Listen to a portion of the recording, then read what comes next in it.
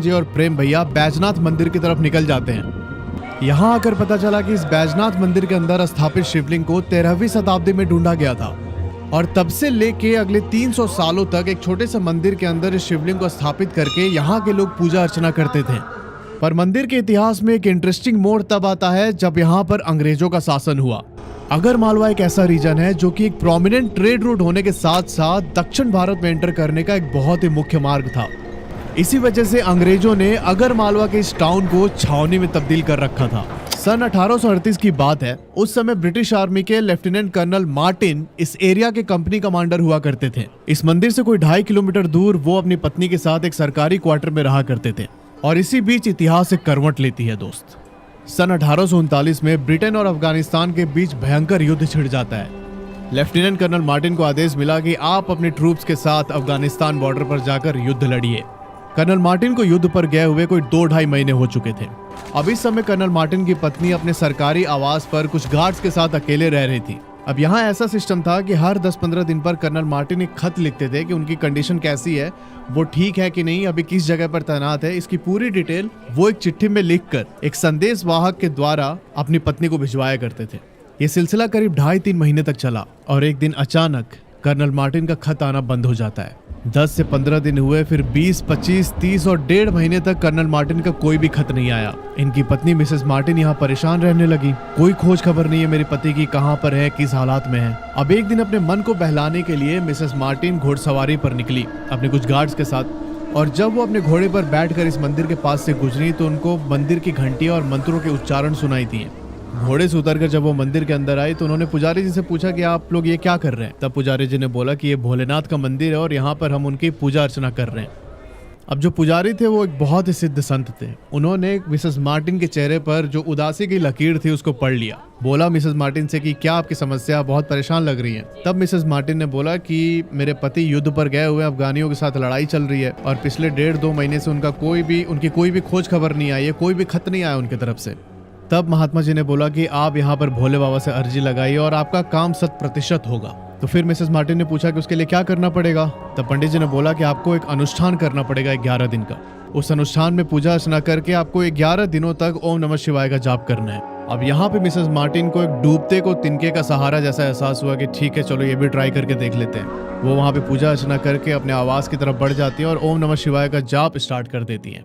10वें दिन उनको संदेश वाहक से खत मिलता है। वो खत कर्नल मार्टिन का था जिसमें उन्होंने लिखा था कि मैं पूरी तरीके से ठीक हूँ। पिछले 1.5 महीने से हमें अफगानियों ने घेर रखा था। हमारे जान पर आफत आ गई थी, खाने पीने का राशन खत्म हो चुका था और बचकर जिंदा वापस लौटने की कोई गुंजाइश नहीं थी।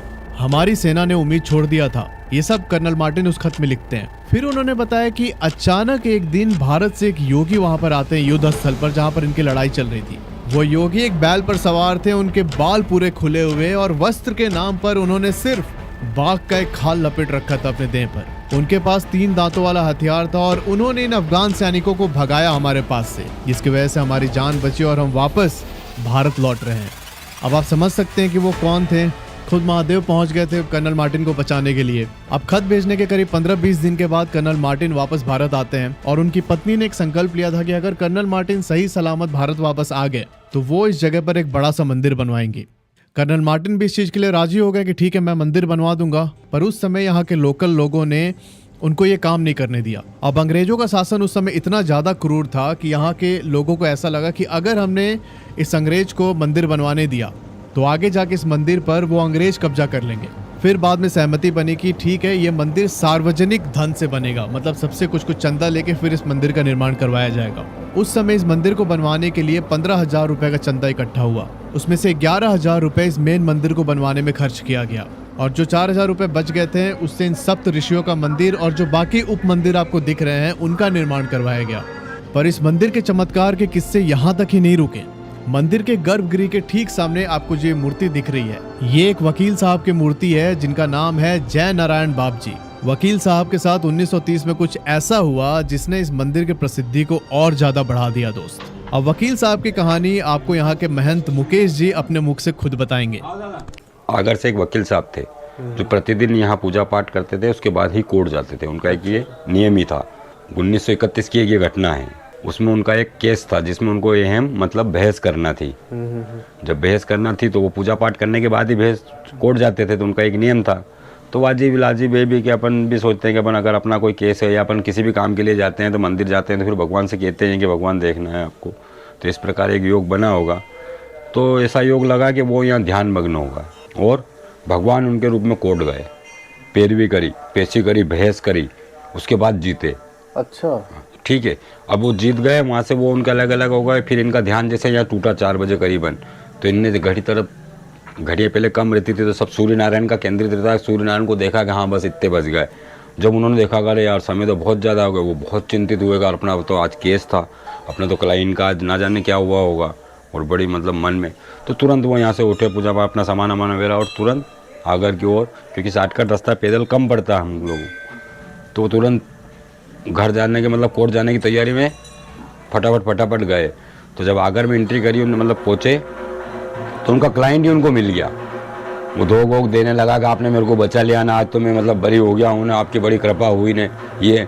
तो उन्होंने बोला बोले बग जा, अभी तो मैं आया ही नहीं हूँ, तेरे को कहाँ से बचा लिया, जिससे मैंने अभी तो मैं मंदिर से आ ही रहा हूँ। उन्होंने उसकी बात पे ज़्यादा ध्यान नहीं दिया, बोले हो सकता है कुछ भी। तो वो सीधे फिर वहाँ से कोर्ट गए।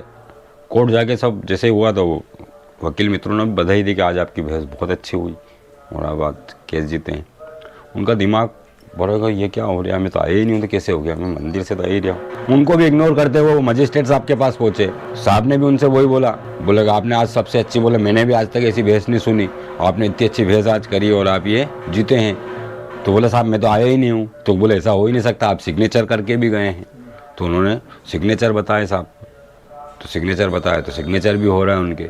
उनका मूड बड़ा वो हुआ चित्र। फिर उन्होंने कहा बोले भगवान मुझे दर्शन नहीं दिए और आप सब लोगों को दर्शन देगा। बस उसी रोज से फिर उन्होंने कोर्ट और मंदिर आना बंद कर दिया। जो कोर्ट में जज थे वो भी एक मुस्लिम समाज से आते थे। उसी दिन उन्होंने भी, वो फैसला आखिरी था उनका, और उनने भी नौकरी छोड़ दी आज से। फिर बस वकील साहब का केस ये बहुत वो हुआ जयनारायण बाप जी का। फिर वो सब जगह मालूम पड़ गई, क्योंकि उस टाइम पे सिंधिया घराने का पूरा सिस्टम चलता था 31 में, क्योंकि देश आज़ाद से पहले की चर्चा है ये। मतलब वकील जी ने छोड़ क्यों दिया मंदिर आना? देखिए क्या होता है ना, ऐसा आप और हम एक अच्छे मित्र हैं, रोज़ मिलते हैं, बैठते हैं साथ में।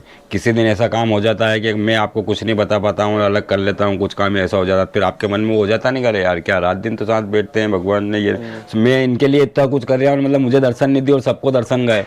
तो उनके मन में एक मंदिर आने का छोड़ने का मतलब कि आदमी एकदम मतलब मायूस हो गया और पूरा ये हो गया। इस दौर में फिर क्या, वो जब मायूस हो गया तो वो फिर घर रुकने लगे, फिर मंदिर आना नहीं, किसी से मिलना नहीं, मतलब उनका मूड पूरा डिस्टर्ब हो गया। फिर किसी से दोस्तों से भी नहीं मिलना, मंदिर आना नहीं जाना, घर पे भी खाना खाना है नहीं खाना, तो सब चिंतित होने लगे। तो ये क्या सब भगवान